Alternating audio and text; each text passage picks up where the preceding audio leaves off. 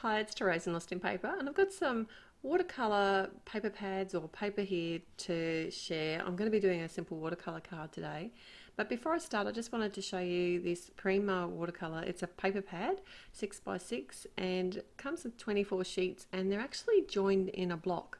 So, which is great because you can actually stamp directly onto them. You don't have to tape the paper down, so there's less chance of it warping.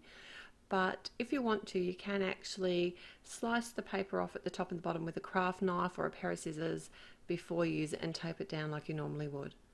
So it's a fairly white cardstock for a watercolour cardstock. I'm just showing you against my white card, and that's one of the things that I don't like about a lot of the watercolour cardstocks is that they're cream. So that's why one of my favourite ones is the Tim Holtz Distress watercolor cardstock. It's a very bright white. It has a textured side and a very smooth side as well, but sometimes this can be a bit hard to get a hold of and a little bit pricey in Australia. So that's why today I want to try out some of the Ranger watercolor paper. And it's called watercolor paper, but it's actually a really thick cardstock, and it's pretty much the same as the Tim Holtz one. They're both made by Ranger. They both are very white and have the textured and the smooth side, and I'm really happy with it. So it's actually, if you can't get your hot hands on the Tim Holtz one, I would recommend trying this Ranger one, and that's the white up against my card. I'm really happy with that. So I better get started on the card today. This is actually by request video. I shared a card over at my blog a couple of months ago where I did a watercolour technique using this Watercolour Wonders set from Altenew, and it's a very simple technique that I'm going to share today, and I just thought I'd make a very similar but slightly different card because you know me, I don't like to make anything that's exactly the same, and I will link the card that I made previously below, so if you do want to compare it, you'll be able to. Might even be able to try and link it within the video. I'll see how I go.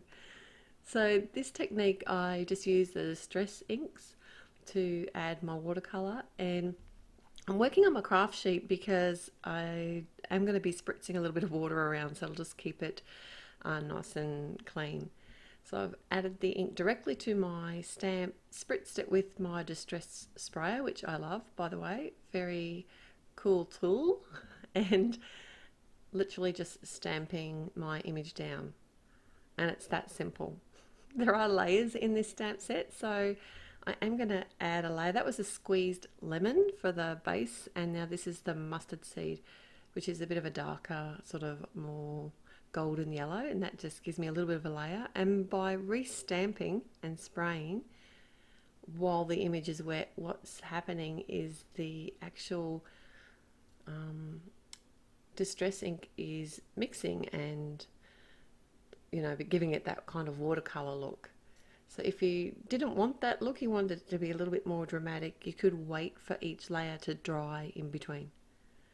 So that was a mustard seed on the smaller flower, and now I've got some Hickory Smoke, which is kind of a grey colour, which I have added just for some depth to the flowers.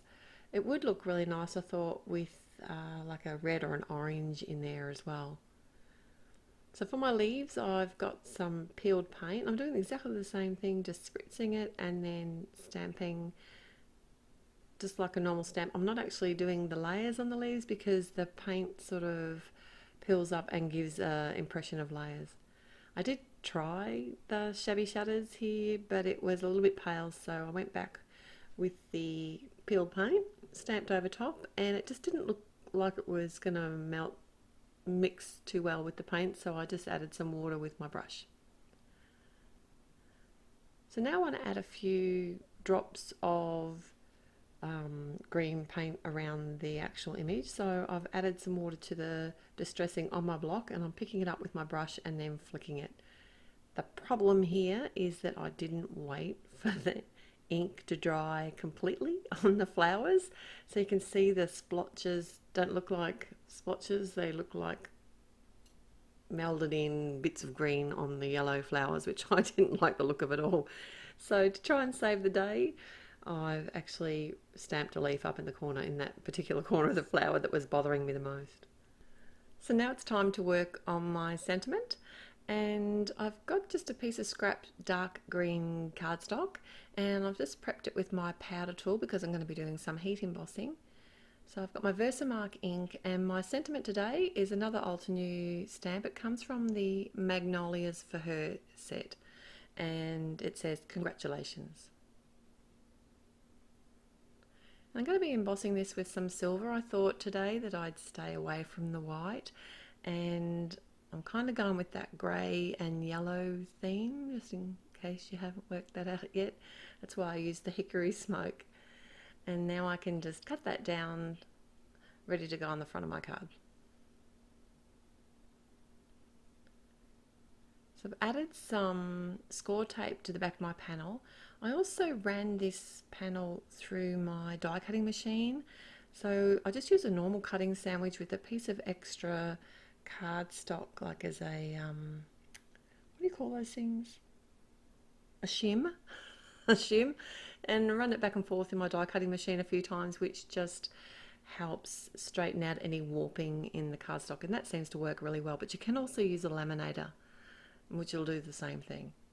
I'm adding some glossy accents to the center of both the flowers, and I've got some glass glitter. This is from Prima, and this color is called Sterling, and isn't it cute? See, I got really excited then when I put that on. I just love the color of that. And that's why I've got the grey theme going on. It's all about the glass glitter. So I'm going to pop up my sentiment now on the bottom of the card, and I'm using some black foam squares. These are the scrapbook adhesives one.